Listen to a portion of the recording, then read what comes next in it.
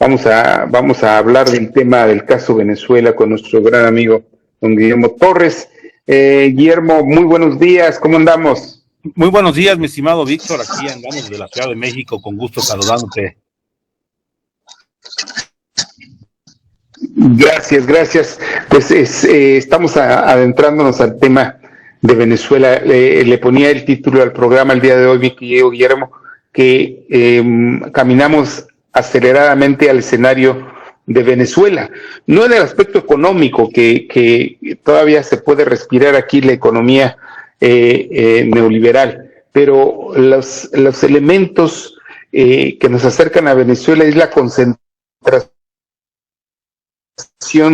en un solo hombre, primero con Hugo Chávez, luego con Nicolás Maduro.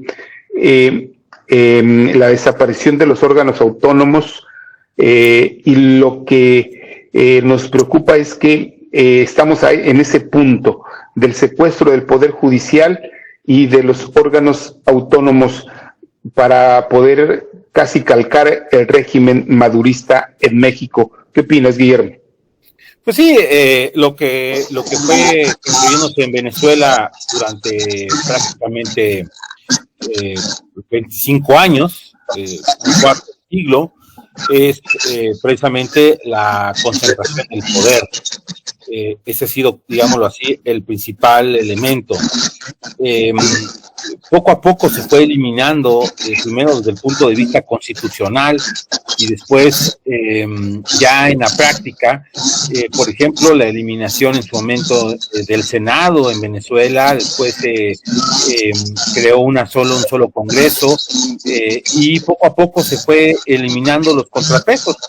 El Supremo Tribunal, que es el equivalente a la Suprema Corte de Justicia Mexicana, cabeza del Poder Judicial, el Consejo Nacional Electoral, por ejemplo, los distintos órganos reguladores de materia económica de Venezuela, que hay que recordar que Venezuela era uno de los países de la región con mayor potencial económico, incluso era, digamos, de Sudamérica, era uno de los puntos referentes de la economía. Entonces, sí. Llegó a ser la cuarta economía mundial, Guillermo, en la década de los 70-80. Así es, con el boom petrolero que se llegó a tener, y también con una alternancia constante en materia política. La democracia era un elemento que caracterizaba a Venezuela. Esa democracia que hizo ganar a Hugo Chávez y que no dejó el poder hasta que murió y se lo heredó a Nicolás Maduro, de presidente, y que lo que hemos visto es cómo en esos 25 años se eliminó cualquier aparato opositor, cualquier contrapeso, cualquier elemento donde la libertad pudiera ser un elemento fundamental. Lo que hemos visto en las últimas semanas, en los últimos días, en el caso de Venezuela, estas manifestaciones, a diferencia de los otros procesos electorales, en gran medida se debe a que ahora sí hubo una mayor organización. María Corina Machado organizó una estructura electoral muy importante para tener los testigos de la votación, los testigos de las actas de que ellos efectivamente la oposición ganó la elección. Y eso es lo que le hace distinto este propio proceso, pero ya lo vimos, Nicolás Maduro fue muy claro, él no va a dejar el poder y no es por la vía de las armas, él no va a ceder absolutamente nada. La diferencia con el caso mexicano, habría que decirlo, es que Hugo Chávez aprovechó la oportunidad desde el primer minuto para modificar la constitución venezolana. Ahora, en el caso mexicano, con ese tema de la sobrerepresentación, pues va a haber una serie de reformas constitucionales. No el planteamiento de una nueva constitución, pero sí de reformas constitucionales que pueden modificar totalmente el mapa. ¿Y a qué me refiero con eliminar el mapa? Hay un punto importante en la reforma al Poder Judicial, más allá de la parte anecdótica de elegir a los jueces, la parte central, el caso de Venezuela, digo, el caso de México con el caso de Venezuela, y que es realmente lo preocupante de la reforma al Poder Judicial, es la eliminación de dos cosas. La ley de amparo, que es una medida de protección que tiene actualmente cualquier ciudadano y persona para protegerse ante algún abuso de la ley. Y el otro es la eliminación del Estado de Derecho. Entonces, esas son las verdaderas preocupaciones con la reforma al Poder Judicial, por encima incluso de poder decir la parte anecdótica de elegir jueces. Esas no es una nueva constitución, pero es una reforma constitucional que cambiaría totalmente, incluso hasta el manejo económico del país. Por eso tan importante el tema de la sobrerepresentación, por eso tan importante el tema de quién concentra el poder y de cómo se van acomodando las fichas para el futuro inmediato. Exactamente, y esta realidad la podemos comenzar a valorar y a palpar en su exacta dimensión dentro de 8 días, que es 14 de agosto, fecha casi límite para que el INE y el tribunal avalen la elección presidencial, ¿no? Sí, recordar que ayer Mónica Soto Fragoso ya anunció que el 15 en teoría sería la entrega de la constancia, que han terminado los procedimientos, que se han anulado algunas casillas sin modificar el resultado de la elección. Una vez que Claudia Sheinbaum reciba su constancia como presidenta electa, iniciará el proceso de designación de los otros cargos de senadores y diputados. Se terminará de hacer, digámoslo así, la compulsa necesaria, y tendríamos para el 23 de agosto primero la resolución del INE para la conformación de la 76 legislatura, y posteriormente veríamos, ante el rechazo, que es muy probable que se dé, de cualquiera de los actores, ya sea unos u otros, veremos inmediatamente al Tribunal Electoral antes del 1 de septiembre, teniendo que resolver cómo queda conformada la 66 legislatura, y con el gran tema de la sobrerepresentación. Lo que estoy por adelantar, mi estimado Víctor, es que ya dijo Guadalupe Tadei, el criterio será el criterio que marca actualmente la ley electoral, en el sentido de que la distribución será por partido político, por lo tanto, sobrerepresentación es lo que se vislumbra en este tema. Y con ello, lo que suceda en los meses subsiguientes, ¿no? Porque Andrés Manuel ha insistido en que las reformas constitucionales tienen que darse antes de que él se vaya, indiscutiblemente. Sí, ya algunos analistas le están llamando el septiembre negro, porque será la aprobación de las 18 reformas. Hay que recordar que ahorita la actual legislatura aprobó en comisión de puntos constitucionales ya las 18 reformas constitucionales que vienen en este paquete. Importante comentar algo, ¿por qué lo están haciendo si saben que ellos no tienen ahorita la mayoría calificada? Porque lo que quieren es que inmediatamente que se instale la siguiente legislatura, en los primeros días se conforme la comisión de puntos constitucionales y se vaya al pleno las reformas constitucionales, tomando en cuenta precisamente la mayoría de la sobrerepresentación, y así poder aprobar eso antes de que se vaya efectivamente López Obrador, y ponerle la mesa, la cama ya tendida a Claudia Sheinbaum, aunque esto también va a tener implicaciones desde el punto de vista económico, porque, por ejemplo, la desaparición de los órganos autónomos queda claro que tendrá como respuesta, como resultado, pues más recursos para el gobierno federal, para los programas sociales, pero vamos a ver, por ejemplo, algunos órganos que a lo mejor no le damos importancia porque son parte de nuestra vida cotidiana. La Comisión Federal de Competencia Económica, por ejemplo, la que evita los monopolios y que sin un regulador pues tiene ese efecto, o IFETEL, por ejemplo, que tiene que ver con todo el tema de telecomunicaciones y que, por cierto, se encuentra en el Tratado de Libre Comercio con Estados Unidos y Canadá, con un arbitraje internacional. Entonces, ahí se nos va a poder desaparecer. Es decir, hay algunas letras chiquitas que son claras y que serán las dificultades para el tema de ese tema de los órganos autónomos. Pero, por ejemplo, ya estamos viendo el comportamiento de la Comisión Nacional de Derechos Humanos y el comportamiento del INE. Exactamente, lo estamos viendo que se está preparando el escenario para, pues, que no nos resulte de manera sorpresiva. Aquí yo creo que el otro elemento que se podría empezar a valorar es cómo está constituido el Tribunal Federal Electoral. De acuerdo con algunos analistas, Guillermo, mientras no esté debidamente constituido con la cantidad de ministros del tribunal, no va a poder funcionar al 100% y podría ser un elemento de impugnación. ¿No lo consideras así? Sí, hay que recordar que el tribunal nombró a una magistrada temporal perteneciente a la Sala Regional de Monterrey, y que esa magistrada principalmente fue nombrada para la elección de la calificación presidencial. No quedó claro si va a mantenerse el resto. Siempre se dijo que era para calificación presidencial porque la Constitución marca que tiene que haber por lo menos 6 de los 7. Y efectivamente es impugnable totalmente. ¿Y a dónde se puede ir la impugnación? A la Suprema Corte de Justicia, la cual también tendrá una modificación en el mes de diciembre. Entonces, y si viene la reforma del Poder Judicial, bueno, pues es otra historia también ahí importante.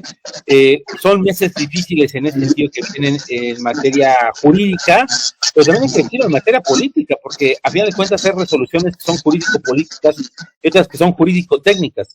Y el criterio siempre ya sea los ministros de la Corte o los magistrados del Tribunal Electoral, siempre tiene un corte político. No podemos dejar de tomar en cuenta eso, aunque se quiera acomodar con la parte técnica. Siempre hay un criterio político que es el que termina predominando en muchas ocasiones en este tipo de votaciones, con situaciones que son polémicas sobre el futuro inmediato del país, porque tú no puedes dejarlo a una libre interpretación, sino tienes que tratar de aplicarle y ponerle un control y un orden. En teoría, dice la ley orgánica del Tribunal Electoral que esa sustitución es solamente temporal, y es cuando hay una temporalidad, cuando hay una falta definitiva. Ya llevamos más casi 2 años sin 2 magistrados, entonces es un absurdo total el que se está viviendo, pero bueno, se trató de recomponer de esta manera, nombrando a alguien.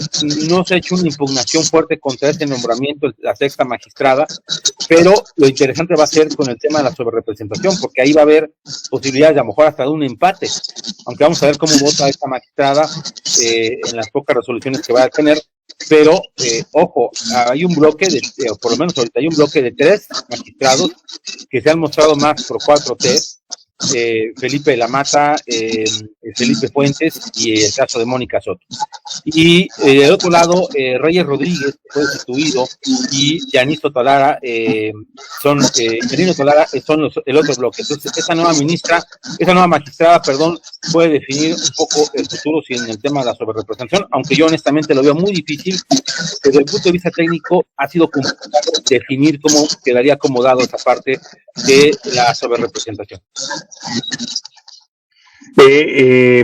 Lo que se pretende, regresando a los órganos autónomos, lo que se pretende es prácticamente anular los instrumentos que vigilan el comportamiento de los funcionarios públicos y todo lo que los rodea en cuanto a sus acciones, en cuanto al manejo financiero. Dicho de otra manera, vigilar que no haya actos de corrupción.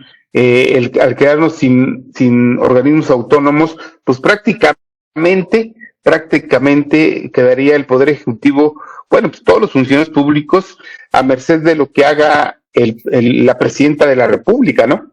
Que los perdone, que se haga de la vista gorda como hasta ahora, o que mande los presupuestos, la vigilancia de los presupuestos 25 años adelante para evitar que se descubran actos de corrupción, como los que acabamos de conocer de la familia Bartlett, mi estimado Guillermo.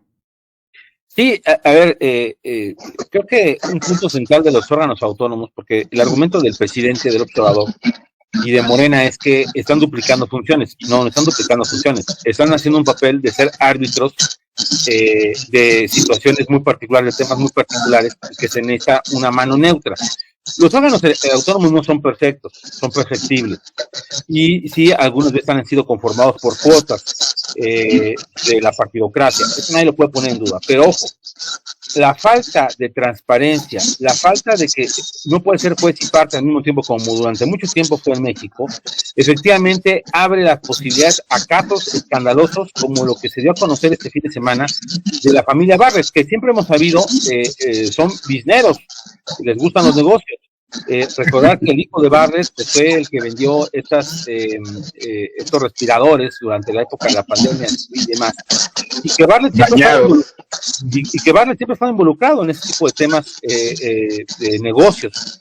Lo que es sorprendente es que ahora en este paraíso cercano al Tren Maya, ubicación de propiedades que le costaron 0 pesos, que es así como que dices, no puede ser posible algo así.